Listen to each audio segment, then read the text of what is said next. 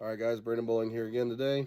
This is another call-in tip. Got the GED calls, the goose call. We're going to teach you how to honk today. So today we're going to go wop, wop into the call.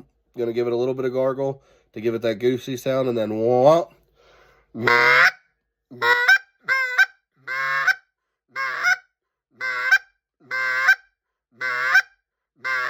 So just whoop, whoop. You can cup your hands, make it sound a little more goosey. Then